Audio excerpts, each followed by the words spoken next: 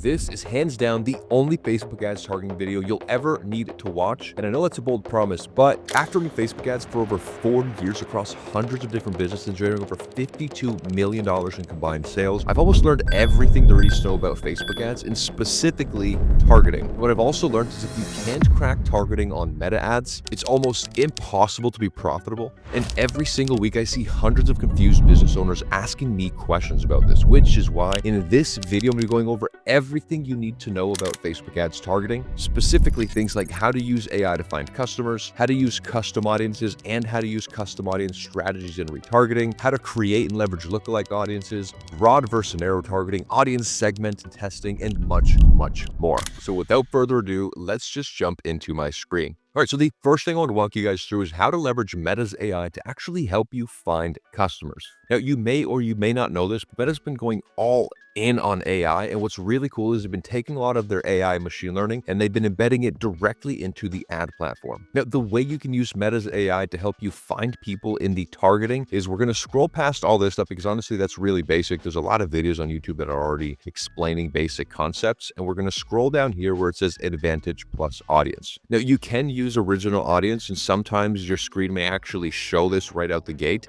But again, I recommend using the Advantage Plus Audience, which you see here can help you get a 33% lower cost per result. So we're going to go ahead and toggle that on. And right down here, it explains, it says, our AI finds audiences for your ads. If you add an audience suggestion, you'll guide our AI towards people that are most likely to respond. And then if we click on this About Advantage Plus Audience, it gives us further explanation where it says Advantage Plus Audience typically gets better results compared to the original audience options. This is because our AI is not limited to delivering ads to people that match your selections, giving it more flexibility to find new audiences. So to explain this in simpler terms, imagine you were a cop and you had your shepherd and you told the shepherd, you're like, yo, I want you to go sniff that car out because I think that's where they have the stash. The guard dog is then going to do what it does. It's going to sniff that car out. But the chance that you are wrong is actually a possibility, meaning the shepherd is not only going to just search that car, but then it's also going to start looking at all the other cars and doing what it does best in finding the stash. So that is exactly how the Advantage Plus AI works. You're telling it,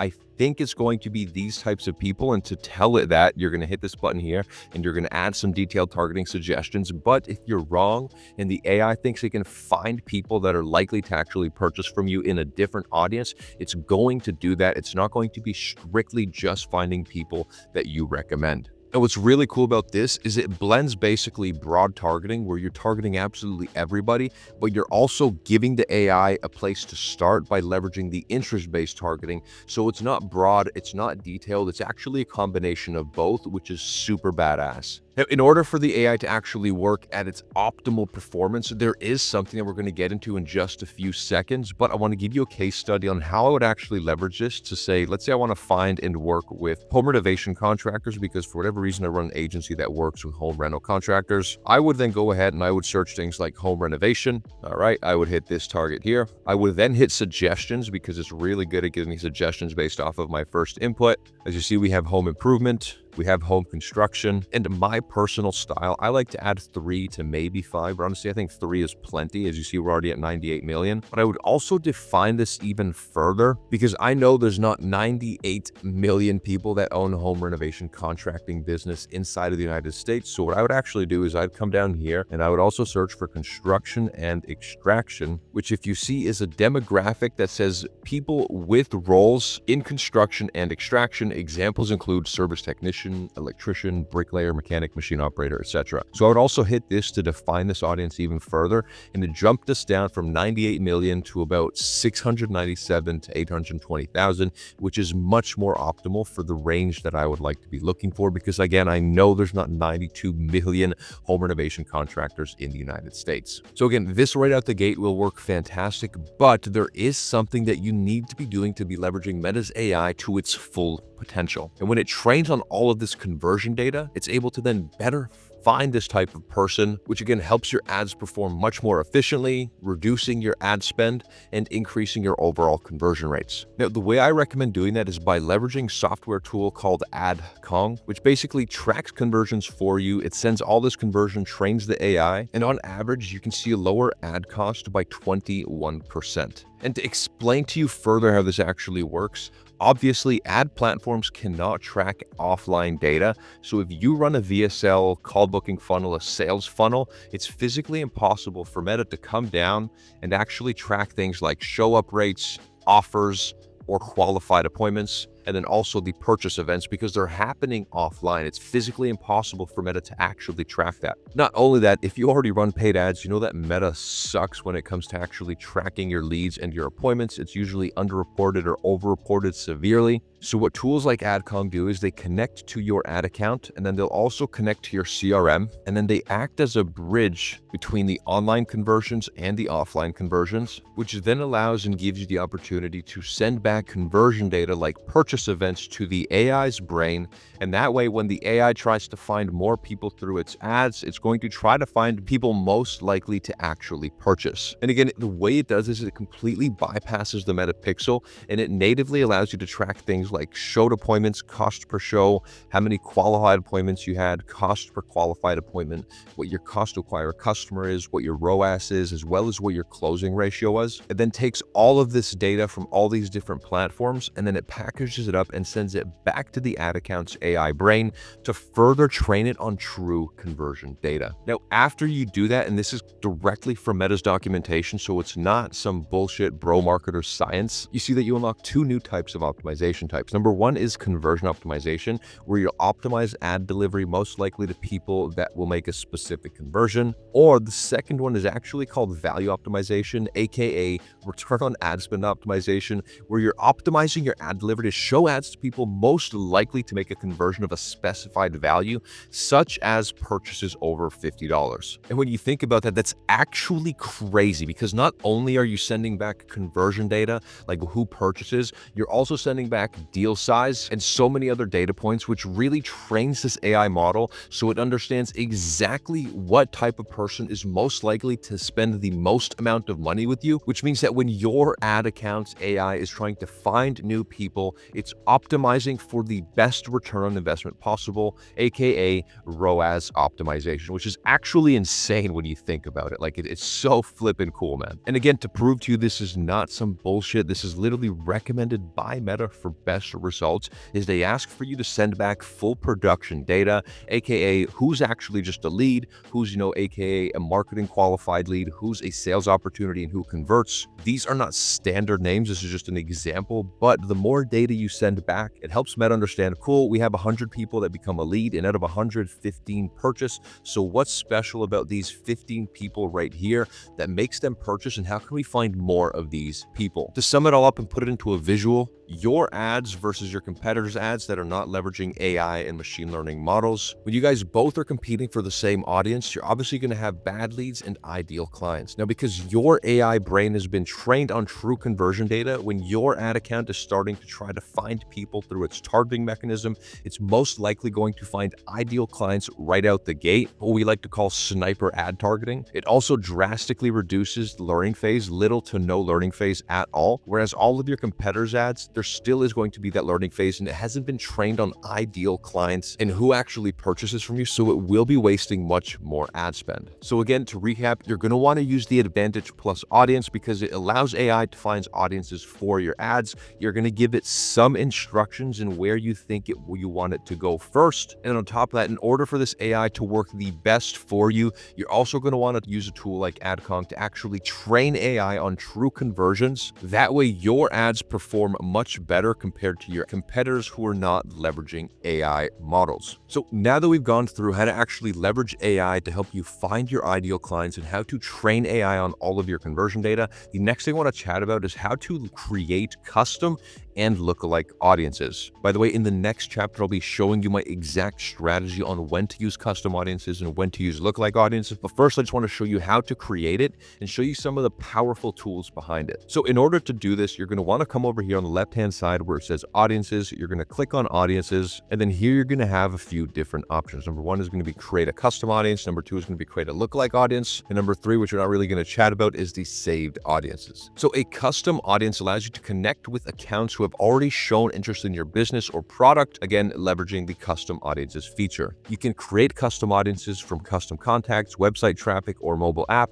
And when we actually click on this button, you see we have a lot of different data sources that we can use to create a custom audience. Now, number one, which is actually very important, is going to be website traffic. So in order to do this, you will need to leverage a meta pixel, which if you stay till the end of the video, I have a complete meta ads training on how to leverage the meta pixel to its best. But if we hit website and we hit next, you see here we can do all website visitors. I think the max retention is 180 days. Yeah, so we're going to bump this up to 180 days. That way we can retarget people who have interacted with our brand over the last 180 days. You can also toggle out all website visitors to people who've visited specific web pages. So if you have a very specific URL that you want to track, you can do that as well. For most use cases though, I just like to use all website visitors unless we have a very specific strategy that we're trying to do, aka people who go to like a specific scheduling page and we want to retarget them with ads before they hop on the sales call so we can further nurture them, show them testimonials, showcase the product, and basically warm the shit out of these leads before they hop on the sales call. But again, for most applications, I personally like to use all website visitors. We'll give our audience a name and then we'll go ahead and we'll create audience. And once you do that, it'll pop right here. But there are some other different types of audiences you can create that I want to go over. So not only can you use website, you can also use a customer list,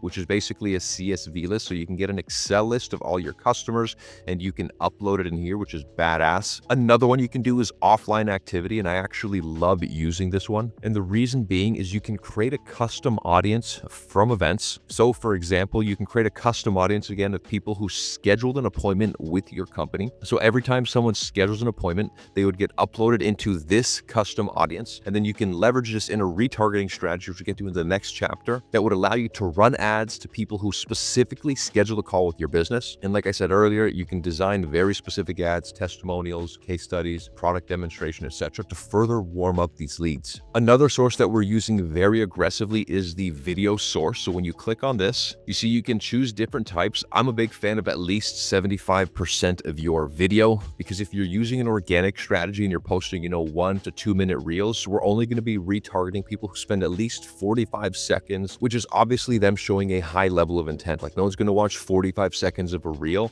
if it's not very specifically targeted to them. So we would hit this and then we could select the videos up here. You can then retarget based off of a specific Facebook page. You could also do an Instagram page as well. You would then select the videos that you want to retarget and then you would hit confirm. Now, another one that we use a lot is mainly if you're going to be running lead form ads, you can actually create a custom audience of people who A, opened this form, B, opened the form but didn't submit it, or C, opened and submitted the form. Now, again, this is really going to depend on the strategy in terms of which one you would pick. Now, when I would use this one specifically would be if I want to further recapture these leads, because I know they opened it, I know they saw, I know they engaged, maybe they didn't submit the form. So what I would do is I would run ads to these people specifically, and leveraging a bit of psychology, I want to think like, why didn't they actually submit the form? Maybe number one, it's trust. So I would run some testimonial ads retargeting them specifically. Maybe they didn't understand what it is we do. So I would also retarget them with some demonstration style ads where I show them a bit more behind the scenes in terms of what we do. But in my personal opinion, I think most of the time you should be leveraging anyone who opened this form, because now anytime someone shows interest, they click on your ad, they open the form,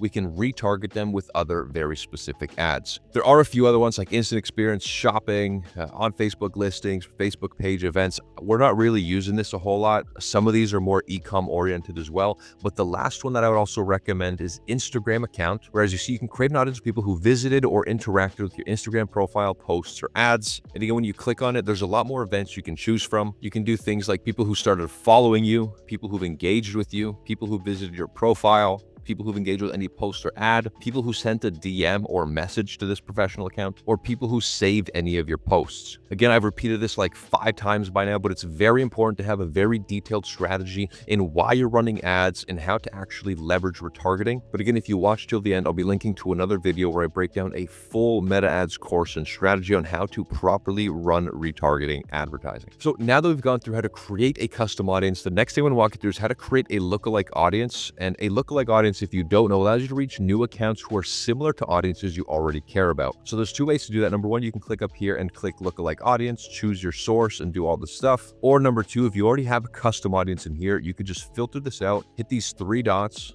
and then go and hit create lookalike audience. It will then automatically match your source. You can then choose the countries or regions. So in this one, we'll do United States. And then here you'd be allowed to create multiple lookalike audiences. So let's say you wanted to create 3 lookalike audiences. You could do 0 to 1%, 0 to 2%, or 0 to 3%. Now, what this means is you'd be creating 3 separate lookalike audiences. The first one would be the closest that most likely resembles your original audience, so that's 0 to 1%. You could also do 0 to 2, 0 to 3, but honestly, I think that's overkill unless you're doing e-com or unless you have a massive TAM of like hundreds of millions of people. It doesn't really make sense to do that. Most of the time, I'm just creating one of them, and I'll just go 0 to 1% most of the time because I want to find people that are the closest match to my original audience. So once you do that, you can go ahead and hit create audience, and boom, it's gone ahead, it's created this lookalike US 1% based off of the website visitors of the last 180 days. All right, so we've gone through the targeting, how to use AI to help find new customers,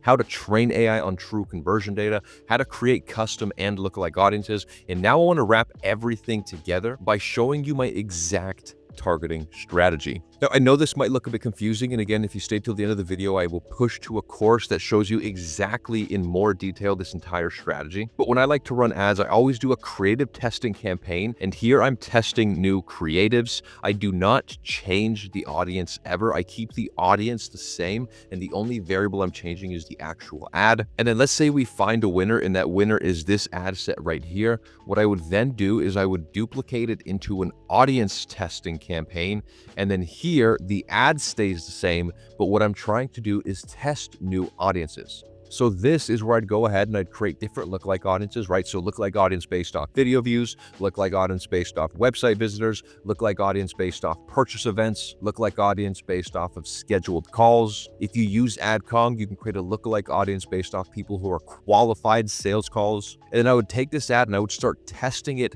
in other audience pockets to see, can I find a new audience that allows me to get more customers? If I can, fantastic. If I can't, I now know that I've tried a new lookalike audience and I'm perfectly okay with wasting money knowing that it didn't actually produce anything, because moving forward in the future, I will not try it again. Now from there, obviously we're going to be pushing all this traffic to a conversions page, or if you use instant forms, you're going to be pushing it to an instant form, which I already showed you how to create a retargeting list based off of. And because we would be creating a custom audience of all these people, we then have the opportunity to push them down to a very specific retargeting campaign, which I call the 6-pillar content remarketing strategy. Now, this is a campaign where we have 6 unique styles of ads. Bucket number 1, for example, is authority content. Bucket number 2 is demonstration style content. We have a few more, but that's beyond the scope of this video for today. But what I do want to mention is these are not sales-oriented ads. We're not pushing them to schedule a call. We're not pushing them to buy our stuff. We are simply showing them very strategic style of ads, aka video content, image content, that is really designed to boost brand awareness. It's designed to generate value for these leads. And ultimately, it's designed to position you as the authority in your space, whereas everyone else is so focused on always selling through ads. I truly believe that if you use this strategy and you retarget people to drive value and to nurture them, your brand will explode beyond your wildest imagination. Now, what's also really cool about this entire strategy is it also leverages organic. So if you're constantly producing organic pieces of short form content and you're pushing it out on the Meta platform, you can create, like I showed you earlier, 50 to 75% video view retargeting. And when people watch this video, guess what? You're going to be able to create that custom audience and again, push them down to this 6-pillar content remarketing strategy where now people are seeing you everywhere. So now that you've gone through this and you've learned everything you need to know about properly targeting on Facebook ads and getting started, but honestly, this is such a small piece when it comes to the overall Facebook ads strategy. Honestly, there's so much more that I can't cover in one small little video. So make sure you click right here to watch my full Meta Ads course on YouTube completely for free, where I take you through the A to Z of running Meta Ads and show absolutely everything from my past winning ads, my winning funnels, my overall strategy, how to set up and use the Meta Pixel, and honestly, hours and hours of content that is designed to be high value per second. This video will literally show you everything you need to know about Meta Ads and how to scale your business properly. So I'll see you over there.